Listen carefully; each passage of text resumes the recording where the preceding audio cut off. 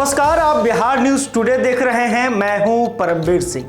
बिहार विधानसभा चुनाव के रिजल्ट ने सबको चौंका दिया है। 100 से भी बड़ी जीत एनडीए को मिली है।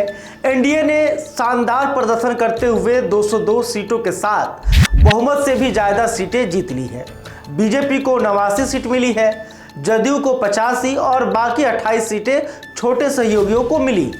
आंकड़े कहते हैं कि पिछले 25 साल में यह तीसरी बार है जब एनडीए में बीजेपी सबसे बड़ी पार्टी बनकर उभरी है और ऐसा 2000 और 2020 के बाद अब 2025 में देखने को मिला है। सवाल बड़ा है, अब सरकार में किसका चलेगा? क्या फिर से नीतीश कुमार सीएम बनेंगे? बीजेपी का बिग बी बनना क्या कुछ बदल देगा? क्योंकि इस बार एनडीए का सबसे बड़ा चेहरा बीजेपी है, इसलिए सत्ता का कंट्रोल भी अब उसी के हाथ में रहने वाला है। मतलब साफ है, सीएम की कुर्सी तक बीजेपी पहुंच सकती है। क्या बीजेपी अपना सीएम बना सकती है? तो देखिए, पूरा माहौल यही कह रहा है। पार्टी के भीतर भी यह चर्चा तेज है कि इस बार नीतीश कुमार रिटायरमेंट मोड में आ सकते हैं और बीजेपी को अपना मौका मिल सकता है। जदयू के पास डिप्टी सीएम की एक सीट जा सकती है, इसकी भी संभावना है। ऐसे मामले में आमतौर पर मंत्रालयों का बंटवारा पावर को साफ दिखा देता है। इस बार गृह, वित्त, स्वास्थ्य, राजस्व जैसे बड़े विभाग बीजेपी अपने पास रख सकती है। बीजेपी के बिहार प्रभारी विनोद तावरे ने नतीजे के बाद कहा कि सीएम कौन बनेगा ये गठबंधन मिलकर तय करेगा। इसका अर्थ साफ है, बैठकें बीजेपी के दरवाजे पे होंगी, फैसले बीजेपी के सहमति से ही निकलेंगे।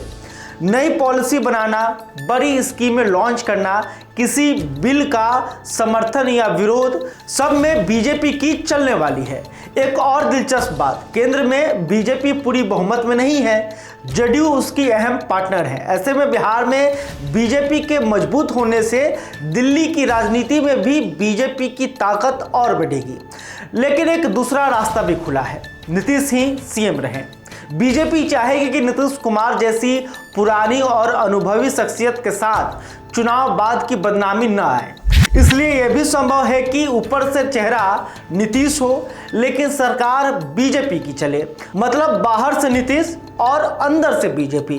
बिहार की राजनीति का हर मोड़ नीतीश और बीजेपी के रिश्ते के इर्द गिर्द घूमता रहा है। आइए इसे समझते हैं।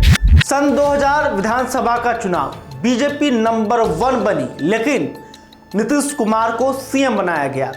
सन 2000 में किसी को बहुमत नहीं मिला, आरजेडी सबसे बड़ी पार्टी बनी, उसके खाते में 124 सीटें आई थी। बीजेपी को 67 सीटें मिली और नीतीश कुमार की समता पार्टी को 34 सीटें मिली। बहुमत का आंकड़ा 163 चाहिए था पर किसी के पास नहीं था। तब राज्यपाल ने एनडीए को सरकार बनाने के लिए बुलाया। केंद्र में अटल अडवाणी का दौर था और उनकी पसंद पर नीतीश कुमार 3 मार्च को सीएम बने, लेकिन बहुमत न जुटा पाने के कारण 7 दिनों में इस्तीफा देना पड़ा। राजनीति का पहला बड़ा ट्विस्ट यहीं पर आया था। अब हम 2005 के विधानसभा चुनाव की बात करते हैं। जदयू सबसे बड़ी पार्टी बनी थी और नीतीश कुमार का पहला मजबूत शासन जारी हुआ। फरवरी 2005 में कोई बहुमत नहीं मिली, जिसके बाद राष्ट्रपति शासन लगा। अक्टूबर 2005 में हुए इलेक्शन में एनडीए को 143 सीटें मिली, जदयू 88 सीट जीती, बीजेपी 55 सीट जीती। इस बार नीतीश मजबूती के साथ सीएम बने। बीजेपी ने वित्त, उद्योग, हेल्थ और रोड कंस्ट्रक्शन विभाग रखा। यहीं से डबल इंजन का पहला फॉर्मेशन हुआ। 2010 विधानसभा चुनाव की अब बात करते हैं। जदयू का यह गोल्डन पीरियड था।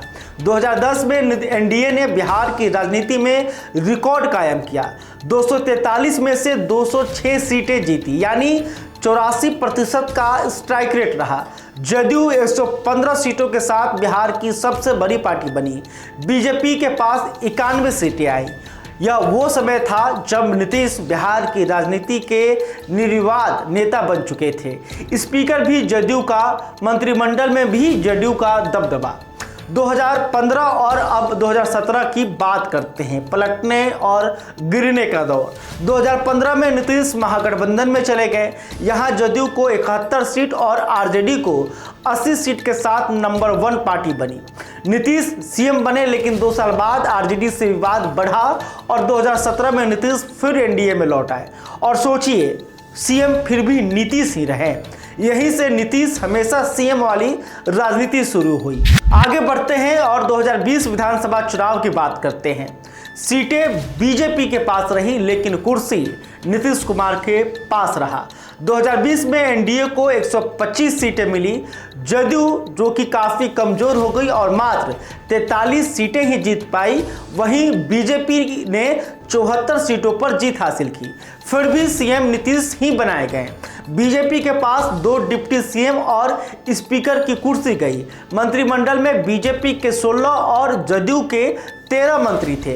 यह पहला चुनाव था जिसमें साफ दिखा कि नीतीश का कद गिरा है और बीजेपी का कद बढ़ा है। अब 2025 में कहानी पूरी तरह पलट चुकी है। पहली बार बिहार में बीजेपी इतनी ताकतवर बनकर सामने आई है कि सीएम की कुर्सी भी उसके हाथ में जा सकती है। नीतीश का राजनीतिक सफर यहाँ से या तो एक नई दिशा लेगा या फिर यहीं खत्म होने की शुरुआत भी होगी। एक बात तय है, सरकार एनडीए की होगी पर इसे चलाएगी बीजेपी। खैर, अभी तक आपने हमारे चैनल को सब्सक्राइब नहीं किया है तो तुरंत कर लें और इस खबर को लेकर आप क्या सोचते हैं कमेंट करके जरूर बताइएगा। बहुत बहुत धन्यवाद।